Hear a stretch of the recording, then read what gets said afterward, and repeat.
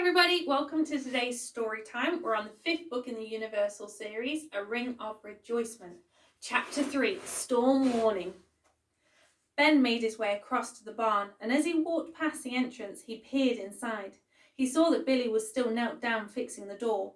Ben took a sip of his coffee as he continued on his path. He felt the same rush that Ali had spoken about when she drank the tea. He could feel the warmth soothing his restless mind. He eventually reached a hedgerow. The leaves were ablaze with reds and greens. As he slipped behind, there stood a small log cabin. He paused a moment as the shed wasn't quite like he remembered. The wood was silvery and it had aged and weathered with different seasons. And there, scribed on the door, were the words, Ben's Workshop, in a childlike scribble. Ben slowly blinked as he remembered the day his grandpa had shown him the cabin, as it was only yesterday. It was a feeling of pure excitement. His grandpa had built it especially for him. He recalled now how it had taken out his new tool and scribed those words into the door. Ben took a deep breath as he reached into his pocket and took out an old-fashioned key. He slowly slid it into the lock and listened to the click. The door creaked stiffly open and Ben investigated the darkness. He reached his fingers around the inside of the doorframe and flicked a switch. It bathed the cabin in light. The cobwebs glistened in the light and a layer of dust covered whatever lay beneath. Ben took another sip of coffee and waited for the tidal wave of fear, sadness or anger to rush over to his body, yet nothing arrived. He stepped inside. The floorboards creaked as the log cabin began to wake from its long hibernation. Ben's eyes scanned the room. Everything seemed poised and ready for its master's instructions. Ben placed his coffee cup down on the bench and reached across to take hold of a broom from the corner. He began to sweep rhythmically as with every stroke a truth began to emerge. The dust started to rise and fill the air with sparkling particles. Ben continued little by little to brush the past out of the door and into Mother Nature's care. He placed the broom outside the door and then stepped into a place that was so familiar yet almost forgotten. He reached forwards and turned the workbench lamp on. He pulled out a stool and perched on it, simply looking at the emptiness in front of him. Ben stayed motionless, awaiting his next move. His brow furrowed and his eyes became fixed as he reached forwards and slid out the door of a tin box. There inside lay a row of handles. "It's time," he said to the silent cabin as he picked up one of the handles and rolled it around in his palm. He felt the wood and antler brush against his skin. Ben shuffled to get himself more comfortable as he took a piece of sandpaper from a pile on the shelf above him. He blew off the dust before beginning to work, just like he had done once before, but now it was for a reason worth so much more. As the sun rose higher in the sky, Molly and Hugh bounded around the ranch like two gazelles full of life. But Hugh suddenly stopped and clutched his stomach as it gurgled and rumbled. Molly paused as she turned and looked at Hugh. "Was that you?" she asked curiously. "No, of course not," answered Hugh dismissively as his stomach rumbled again. He blushed and Molly erupted into laughter. "Come on," she said. "Let's go and see what's for lunch before your stomach growls any more." She bounced up the steps through the front door and across to the kitchen, with Hugh in hot pursuit. The house was peacefully silent. "Mum?" called Hugh. But Molly quickly placed her hand over Hugh's mouth. "Shh," she instructed. "Don't disturb them." Hugh fell to his knees. "I can't go any further," he said dramatically as he placed his hand to his forehead. "You're such a drama queen," Molly said, tutting, as she proceeded towards the bread. "Look, we can make our own lunch. You get the ham, lettuce and tomatoes, and I'll butter some bread," she suggested. Hugh got to his knees and headed into the fridge. He filled his arms with as much food as possible and his mouth with cucumber before walking back across to Molly. Molly lay out all the ingredients and started to make the sandwiches. "Can you go and call everyone?" Molly said as she over her shoulder. Hugh glanced across at the deserted ranch. I think so," he said, a little baffled as to where everyone had gone. He walked back out of the front door and scanned the landscape. "Where is Patches when you need him to round them up?" he muttered. As he searched, he saw out the corner of his eye an old iron bell hanging from the corner of the porch. It had a new string hanging from its centre. "Billy must have fixed that today," said Hugh as he marched towards it. Hugh took in a large breath of air, filled his lungs and wrapped his fingers around the string. Ding-a-ling-a-ling, chimed the bell. It echoed, could be heard through the valley. Food! Yelled Hugh at the top of his lungs. Where's the fire? Ali asked as she dashed out of the office, eyes wide with fear. No fire, replied Molly. Just your foghorn son, she added as she placed the last sandwich on the table. Lunch is ready. Ali stretched and stood up straight. Wow, is it that time already? I must have lost track. Thank you, Molly, she said gratefully as she sat down at the kitchen table. Hugh's voice finally tapered off as he reached the end of his announcement. Are you inviting our neighbours too? Chuckled Billy. I think they heard you as well, he added as he skipped up the steps and into the house. Hugh continued to look for Ben as he got ready to refill his lung again. Wait, I'm here, called Ben. No need to do that again, he said as he appeared through the trees with his hands up in the air. That's a shame, replied Hugh as he sighed out the excess air in his lungs. Ben and Hugh stepped inside and sat down at the table. The only sound that could be heard were teeth crunching on fresh lettuce leaves. So how's it going? Asked Ali before taking another bite. Ben could only nod as his cheeks bulged with food. Good, he motioned with a thumbs up. Ali looked across to Billy, who was in the same state as he too gave a thumbs up. I have no idea where Ben gets his table manners from, Ali said cheekily as she glanced between them both. Are we expecting someone? Hugh queried as he watched a cloud of dust rolling down the driveway. Ali and Ben glanced at each other and shook their heads in confusion. Ben wiped his hands down his jeans as he stood up to get a better look out the window. It's a taxi, he informed everyone at the table. Ali raised her eyebrows, still baffled. I'll laugh so much if it's Grandma, giggled Hugh. Ali's froze in fear. No, it can't be, she said. She would have told us. Ali leapt up to join Ben at the window and squinted to try and see who was in the car. Molly began to giggle too. That would be so funny. Can you imagine her here in the countryside? Billy glanced at the two of them, motioning for them to explain more. Oh no, not today, not any day, Ali stuttered as a silhouette stepped out of the car. Ben straightened his back and sunk his hands deep into his pockets and let out a sigh of disappointment. They all watched the front door swing open, a woman bark orders at a taxi driver who was huffing and puffing as he placed a suitcase on the floor. He stood and tilted his hat at the circle of faces in front of him, all frozen with surprise. They felt a storm approaching and the atmosphere became electric as the figure stepped through the door. Ali gasped. It's like you've all just seen a ghost, the figure screeched. Hi, Grandma, Hugh said, breaking the silence. He walked across and hugged her. You smell, Ali's mum stated rudely. Have you not been showering properly? She asked as she rubbed her nose. It's good to see you too, Hugh replied as he walked back to Molly, took her hand and led her towards the front door. But I haven't finished my sandwich, wailed Molly, trying to resist Hugh's tugging. Trust me on this one, Hugh whispered before they slipped outside. Right, Ben, we'd best take a look at that job you wanted me to do, Billy said, signalling frantically with his eyes towards the front door. Ben frowned in confusion at Billy, jerked his head towards the door as well. Oh, yes, right, yes, that job, Ben stuttered, as they both stepped quickly across the hallway. Ma'am, Billy said, tipping his hat as he passed Ali's mum whilst pushing Ben to go faster with his other hand. Ali stood like a statue as she watched her mum's laser eyes scan every inch of the house. Ali could tell she was making a mental catalogue of things to complain about.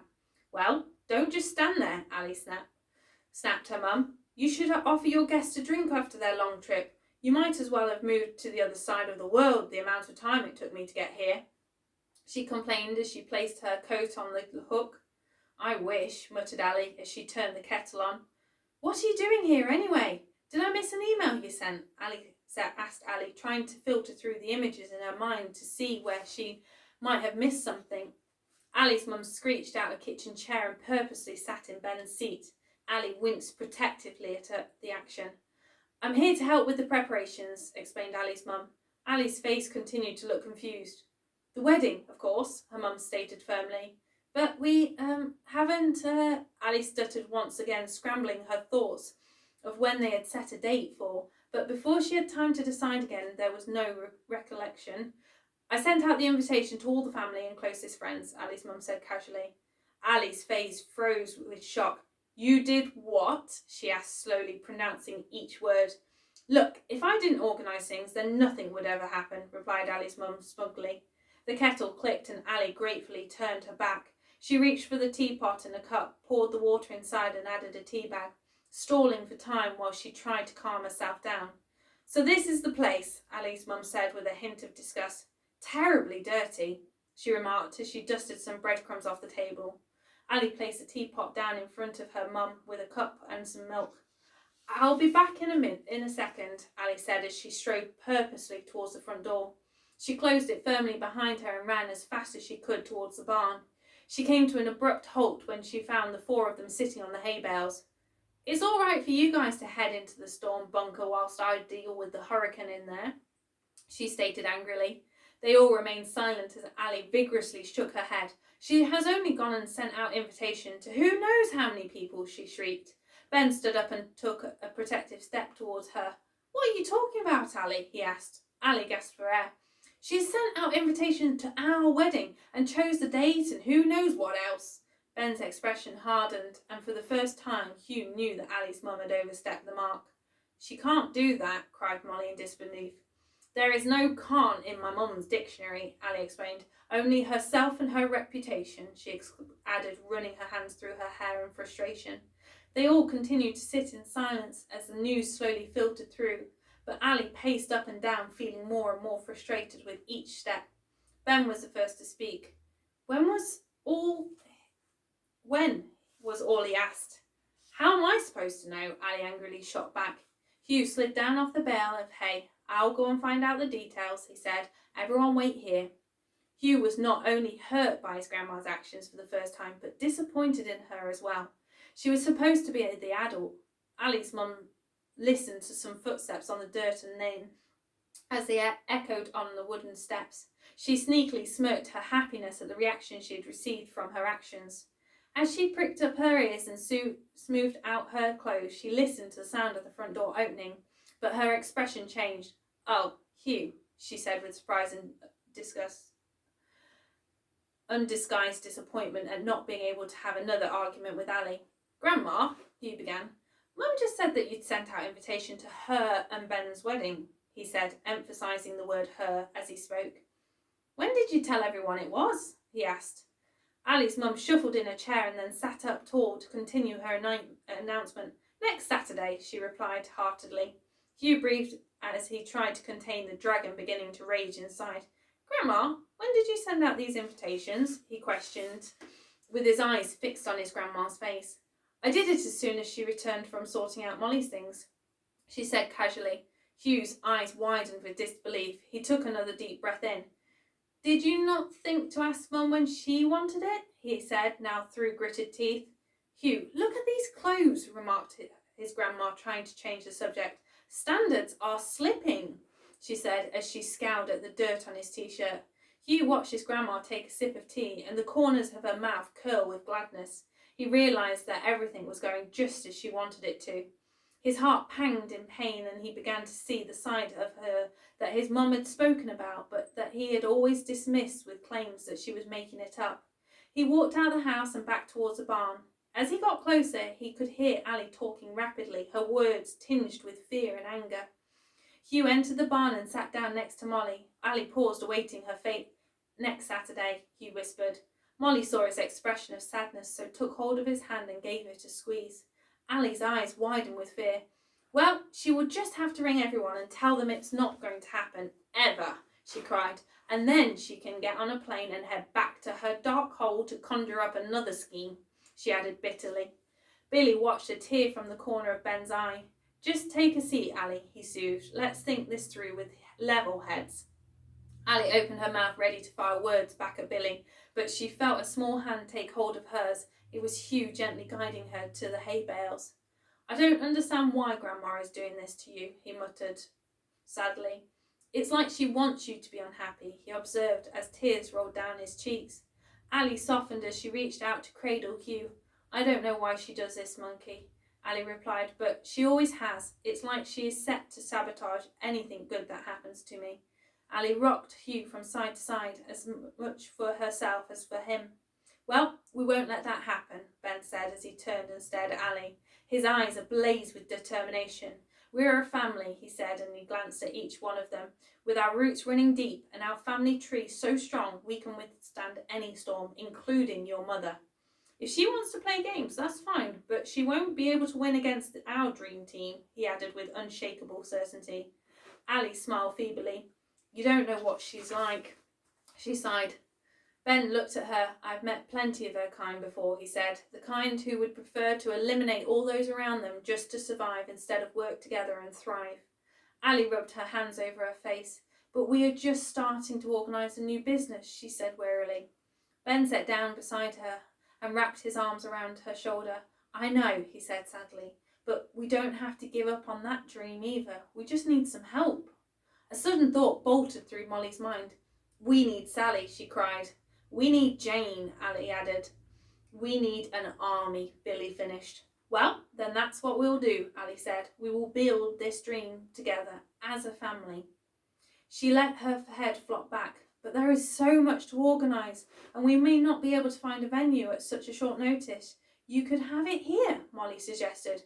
We can fix the place up a bit, Billy added. Where there's a will, there is always a way, Miss Ali, Ben said, kissing her on the lips. Right, let's make a plan, shouted Hugh, clapping his hands together. Well, first of all, we need to get the wicked witch out of the west out of the house for a few hours, stated Ali. Me and Hugh can do that, Molly said, now smiling. Then we need to go into the office and call everyone we know who could possibly help us organise this in a week, said Ali. As the words left her lips, she had a sudden realisation of the size of the task ahead. Done, said Billy reassuringly, and I will keep going on that job list while I'm sure it's going to grow triple in size in the next 24 hours. I think it's time Molly and Hugh learnt how to safely use a hammer, he added with a wink. Firstly, stated Ben as he looked at Ali, you need to march into that kitchen with your head held high, casually tell your mum that it's no problem at all, and show her that this family doesn't crumble under pressure. Instead, it creates something beautiful, he added with a proud smile. Ali gingerly stood up and looked at the pillars of strength that were her family members. They were all standing tall and supporting their dreams. Yet she felt that she was going to crack and crumble and be the one who allowed the dream to fall and shatter. She took a slow, deep breath in, frantically seeking strength. She slowly began to put one foot in front of the other and felt the gaze of everyone pushing her forwards like an invisible force. Ali stepped out of the barn and into the sunshine. She momentarily closed her eyes and felt the sun warm her skin. When she opened them again, she focused like a laser beam on the front door. This has to end once and for all, she declared. It's time for me to be set free. With that, she stomped towards the house with her arms swinging determinedly. Ali's mum was peering out of the window and she watched Ali heading her way. She scampered back to her seat, picked up her empty cup and pretended to sip the last few drops. She eagerly awaited the forthcoming argument. Ali paused as she wrapped her fingers tightly around the door handle, causing her knuckles to go white. Calm and casual, Ali whispered to herself. Ali stepped into the house and headed softly towards the kettle to make herself a cup of tea. Would you like a fresh one? Ali asked, waving her empty cup towards her mum. Yes, Ali's mum replied. Her piercing gaze was directed towards Ali. She was awaiting for the flag to be lifted and for the argument to begin. Ali recognised that look so well. She had been so afraid of it, but now instead all she felt was pity that her mum got such a thrill from this. Ali continued to make 2 cups of tea. As she walked across to the fridge to fetch the milk, she couldn't help but smile at her own small victory. Oh, by the way, Ali said casually, I've just spoken with Ben. She could see her mum shuffle to the edge of her seat out of the corner of her eye. Yes, replied her mum. Ali passed her a cup of tea. And we are in agreement that the wedding should be held next Saturday. Ali watched as the cup slid straight through her mum's hand and crashed to the table, causing a tidal wave of tea to cascade over her lap. Her mum sat mimicking a fish as her mouth opened and closed, but no words came out. Ali raised her eyebrows and gave a sweet smile. The towels are under the sink, she said, as she continued to walk back towards the door. Ali's mum's eyes moved rapidly from side to side. She was desperately seeking the thread to pull that would tear Ali's dreams apart, yet she found nothing. Ali reached for the door. Her hand was shaking, but she quickly stepped outside and walked briskly back to the barn. She saw 4 heads peeking out and she sighed a thumbs up with her hand. She then watched 4 smiles beam a light of hope in her direction. "Okay then," said Hugh, clapping his hands together. "Me and Molly will go and occupy Grandma for a couple of hours, while you go into the office and rally the troops. Ben and I will create a list of the repairs that need to occur around the ranch," offered Billy.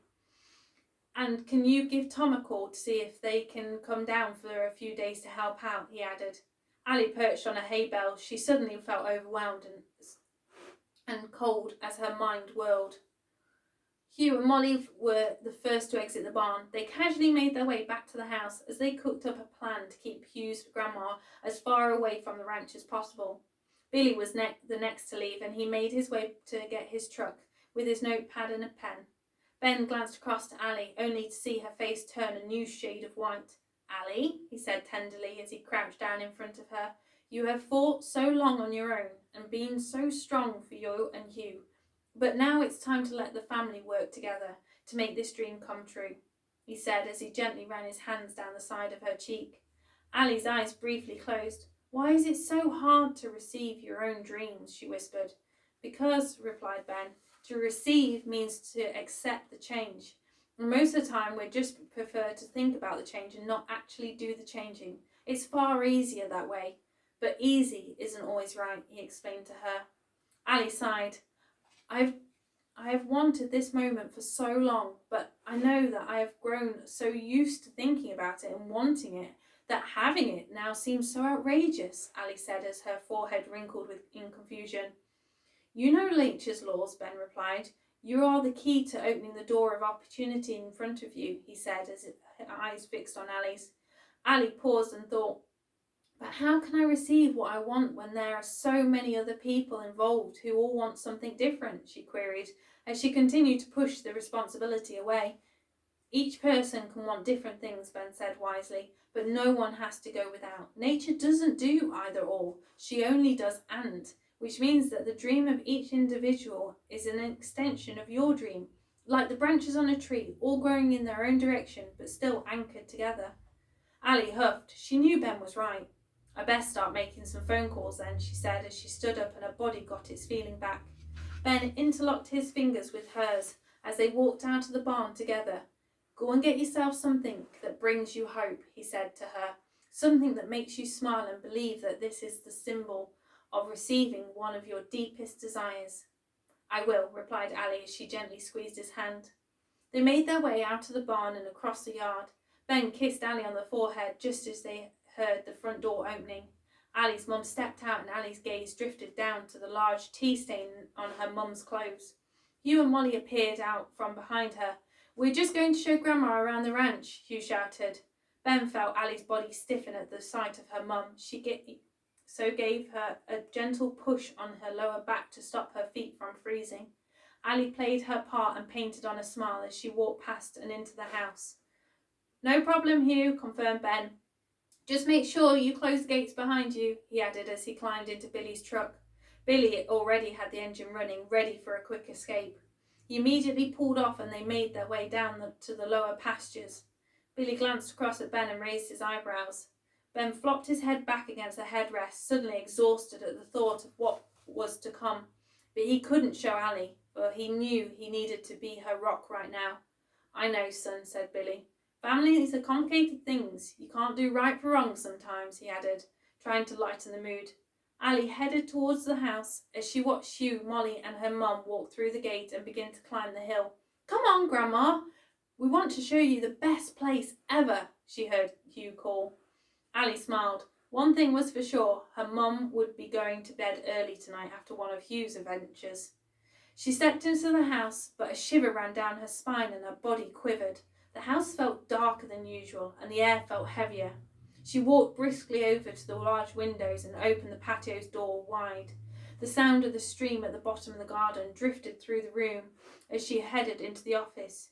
She plunked herself down in the chair and her hand hovered over the telephone, ready to call her first knight in shining armour, Jane. "Ring, ring, ring!"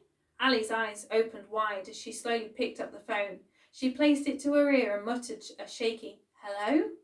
"Ali, is that you?" said a familiar voice down the line. "Jane!" replied Ali. Yes, it's me. Oh my goodness, it arrived in the post this morning. I bet you didn't have anything to do with this, Jane said firmly down the phone. Ali could hear the same frustration in Jane's voice as she felt inside. I was just about to call you, Ali said, now feeling confused at the weird coincidence. No need, Jane replied. Are you going through with it? Jane paused. The silence was deafening. Ali was nodding her head. Ali, you're going to have to speak to me. I can't see you, Jane instructed impatiently. Oh, right, stuttered Ali. Sorry. Yes, we have decided to go through with it. Jane fell silent. That control toad, she eventually managed. Jane took in a gasp of air. Well, she will get what she gives out, that's for sure, Jane ranted. I don't want any trouble, Ali replied softly. I'm tired of these battles with her. If she wants to play these games, then she can go ahead, but I'm just not going to let them get to me anymore. Jane remained silent for a moment as she thought carefully about her next few words. Ali, you're a good woman with a pure heart. I know you've made some mistakes in the past. We all have.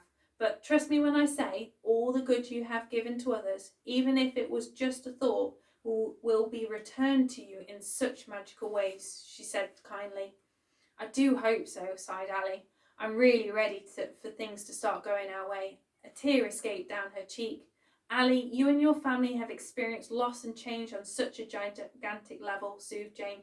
Yet even when you were at your lowest and the pain was at its highest, you still met us all and the day ahead with love and kindness.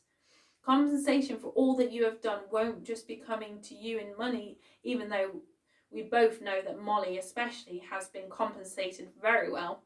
But just watch as you become surrounded by people who love you, people who will help you through a change to make one of your dreams come true. I know. Let's play a game.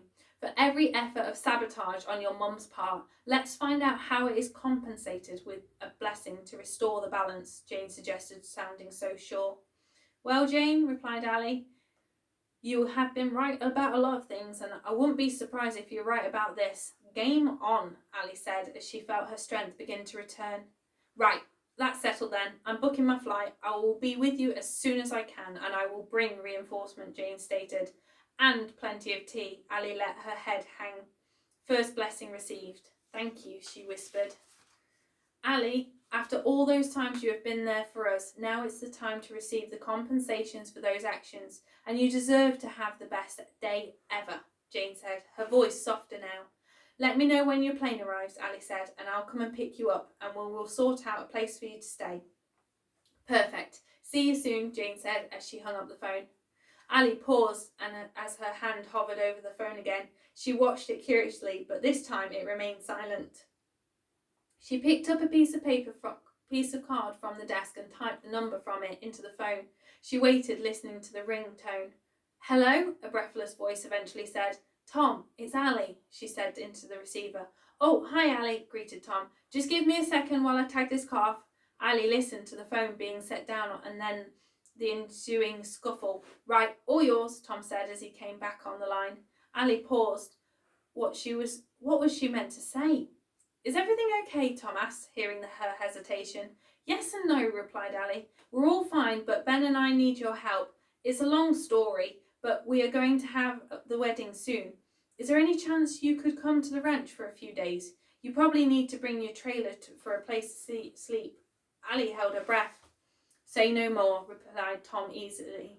I will head down the day after tomorrow and pick up Chad on the way, he added determinedly.